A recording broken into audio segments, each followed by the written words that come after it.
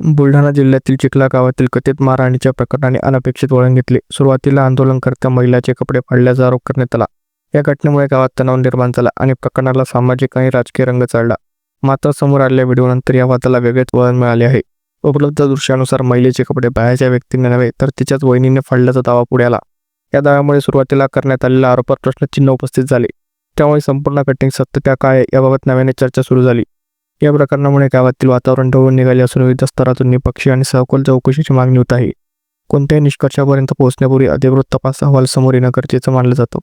महापुरुषांच्या नावाचा वापर जातीय तेढ किंवा राजकीय फायद्यासाठी अशा घटनांचा आधार घेतला जाऊ नये अशी भूमिका व्यक्त होत आहे. स्थानिक पातळीवरील वादांनी मोठा सामाजिक प्रश्न निर्माण होऊ शकतो.